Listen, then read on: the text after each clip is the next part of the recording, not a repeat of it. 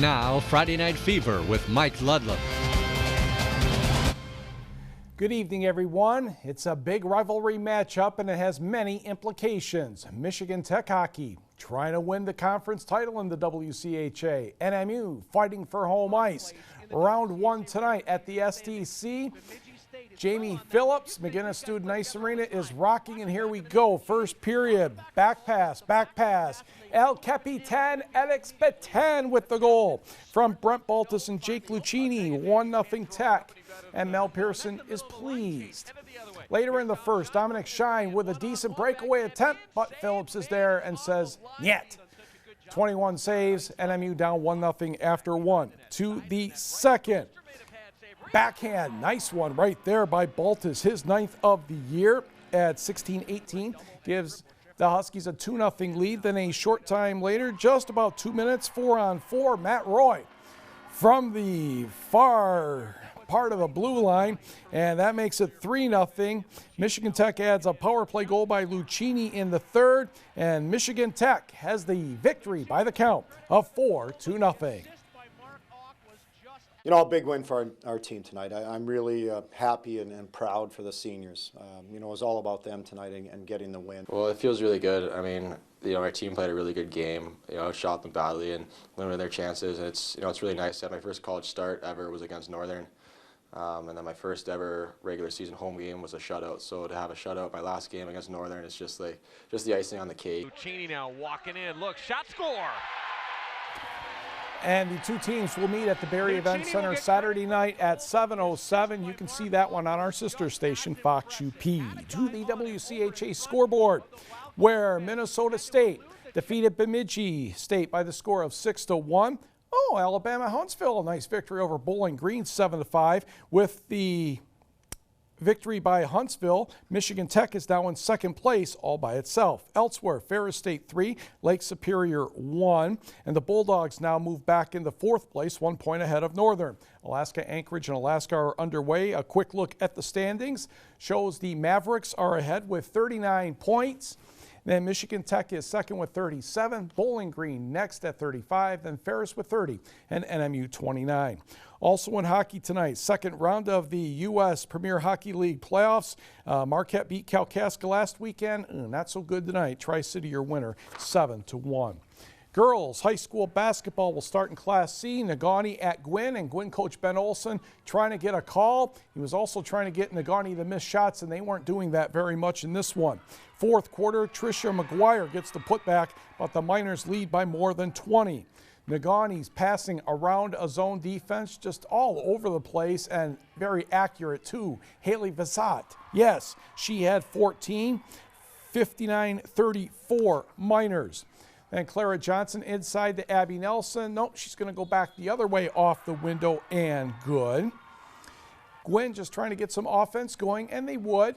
It's McGuire to Brenna Bruce for the layup, but Negaunee was just too hot from the field. A number of Gwinn people telling me Negaunee missed only like a few shots, it seemed like. Alita Johnson had 19, leading all scorers.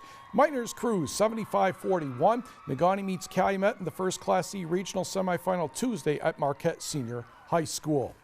Next, let's go to Iron Mountain, where the Mountaineers in white hosting Norway in a Class C district final. Katie Bruley is going to get the ball for Iron Mountain on the inside, and she will turn to her left and use the window nicely. She had 19 points. Iron Mountain for 2. More from the black and gold. Good pass down low, and Katie Bugney is going to put that one up and in. The Mountaineers off to a fast start at 10-2. Norway fans not losing faith at all, and for good reason, because they have Jordan Kramer. Launches the 3. She went over the 1,000 point mark for her career in this contest. Iron Mountain still looking to keep that lead going. Sarah Bogato, the inbound to Bugney, and puts it up and in. 14-5 Iron Mountain. Norway responds. Britta Gravold will drain the 3. She had 18. And Iron Mountain with the slight upset, winning this one by the count of 51-40. So who will Iron Mountain play Tuesday night? Let's go below the Mackinac Bridge and see what St. Ignace could do against Charlevoix. If you're thinking a lot, you are absolutely right.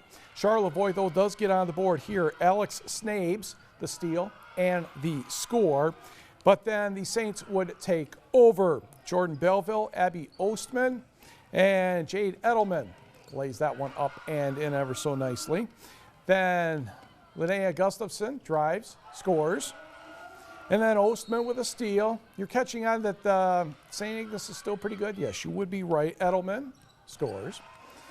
In fact, you just start losing track after a while if it's Edelman or Belleville because Ostman's passing all over the place. That one's Belleville. Snabes hits again for 3, but St. Ignace cruises to the 67-25 victory, so it's St. Ignace and Iron Mountain in that second game on Tuesday. Scoreboard, Class B. Houghton gets 19 from Sloan Center to defeat Escanaba in the B final, 45-30. Kalkaska ran past Sheboygan, 60-32. So it'll be Houghton and Kalkaska Tuesday night, 7 o'clock at Manistee High School in a regional semifinal. Now in Class A, Marquette was giving everybody fits again, but they finally did defeat Gaylord 45-41. Therese Leedy had 21 points and 6 rebounds. Marquette will return to Gaylord Tuesday for a regional semifinal in Class A against Saginaw Heritage as the Hawks defeated Midland Dow 42-32. Let's go to Class D basketball district final action. We have some action from the Munising final as the Mustangs entertained the Rapid River Rockets. And it didn't take long for Munising to get going. Pressure defense works. And the next thing you know, it's a basket by Frankie Matson. She had 16 points and 11 rebounds. Then Marissa Immel on the drive and the score. She had 18 to lead the Mustangs. Kelsey Ackerman is going to get the steal, kind of a room service steal, and that would lead to another basket, and Munising would go on to win easily 72-28. On the scoreboard, Munising will take on Forest Park Tuesday night in a regional semifinal down in Kingsford. Forest Park defeated UN Trout Creek 52-31. The other half of the bracket, Chassell has been playing well the past couple of weeks, and the Panthers get 21 from Sidney Dannison, and Chassell upends Ontonagon 47-30. Meanwhile, Stevenson was rather busy. Autumn Reisner broke a school record with 6 triples in the first half. Wait a second, she's like a freshman or sophomore or something? Tori Wangerin had 22 points and 18 rebounds, and the Eagles took care of the North Central Jets 73-47. So Stevenson and Chassell will be that second matchup. Class D, 2 district champions, the Pickford Panthers over Detour 43-36. And Newberry had 19 points from Kelsey Huffman in getting past Rudyard 59-31. And Pickford and Newberry will play different teams in the regional semifinal. Boys high school basketball.